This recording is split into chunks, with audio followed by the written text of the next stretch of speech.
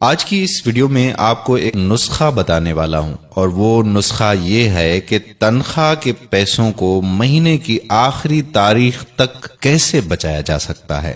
تو اس حوالے سے آج کی اس ویڈیو میں آپ سے ہوگی بات۔ یہ واقعہ ایک سعودی نوجوان کا ہے۔ یہ اپنی زندگی سے مطمئن نہیں تھا۔ اس کی تنخواہ صرف 4000 ریال تھی۔ شادی شدہ ہونے کی وجہ سے اس کے اخراجات اس کی تنخواہ سے کہیں زیادہ تھے۔ مہینہ ختم ہونے سے پہلے ہی اس کی تنخواہ ختم ہو جایا کرتی تھی اور اسے قرضہ لینا پڑتا تھا۔ یوں وہ آہستہ آہستہ قرضوں کی دلدل میں ڈوبتا چلا جا رہا تھا، اور اس کا یقین بنتا جا رہا تھا کہ اب اس کی زندگی اسی حال میں ہی گزرے گی۔ باوجود یہ کہ اس کی بیوی اس کے مادی حالت کا خیال کرتی، لیکن قرضوں کے بوجھ میں تو سانس لینا بھی دشوار ہوتا جا رہا تھا۔ ایک دن وہ اپنے دوستوں کی مجلس میں گیا۔ وہاں اس دن ایک ایسا دوست بھی موجود تھا جو صاحب رائے آدمی تھا، اور اس نوجوان کا کہنا تھا کہ میں اپنے اس دوست کے مشوروں کو قدر کی نگاہ سے دیکھتا تھا۔ کہنے لگا کہ میں نے اسے باتوں باتوں میں اپنی کہانی کہہ سنائی اور اپنی مالی مشکلات اس کے سامنے رکھی۔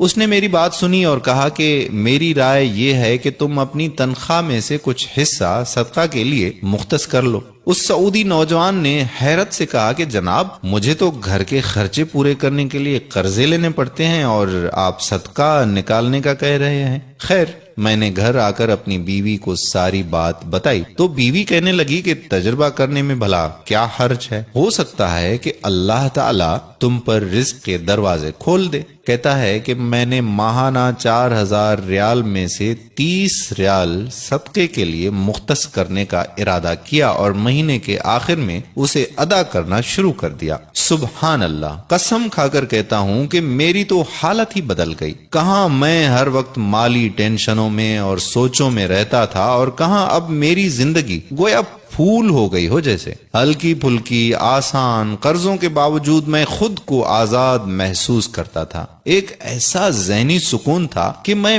بیان نہیں کر سکتا۔ پھر چند ماہ بعد میں نے اپنی زندگی کو سیٹ کرنا شروع کر دیا، اپنی تنخواہ کو حصوں میں تقسیم کیا، اور یوں ایسی برکت ہوئی جیسے پہلے کبھی نہیں ہوئی تھی۔ میں نے حساب لگایا اور مجھے اندازہ ہو گیا کہ کتنی مدت میں انشاءاللہ قرضوں کے بوجھ سے میری جان چھوٹ جائے گی۔ پھر اللہ جل شانہ نے ایک اور راستہ کھولا، اور میں نے اپنے ایک عزیز کے ساتھ اس کی پراپرٹی ڈیلنگ کے کام میں حصہ لینا شروع کر دیا۔ میں اسے گاہک لا کر دیتا اور اس پر مجھے مناسب پروفٹ حاصل ہو جاتا۔ الحمدللہ، میں جب بھی کسی گاہک کے پاس جاتا وہ مجھے کسی دوسرے تک رہنمائی ضرور کرتا۔ میں یہاں پر بھی وہی عمل دہراتا کہ مجھے جب بھی پروفٹ ملتا میں اس میں سے اللہ کے لیے صدقہ ضرور نکالتا۔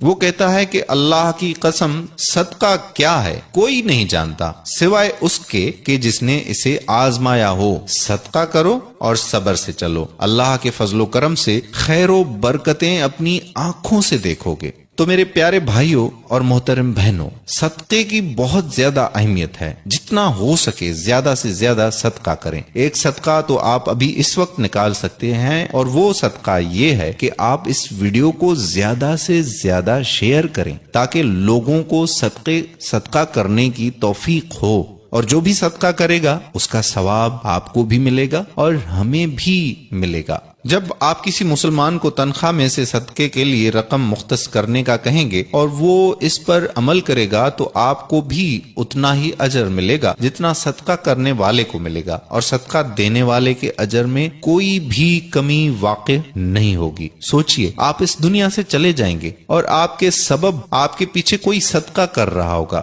صدقے کی نیت سے اس ویڈیو کو زیادہ سے زیادہ اپنے دوستوں احباب کے ساتھ شیئر کریں۔ آخر میں وہی التجا کہ آپ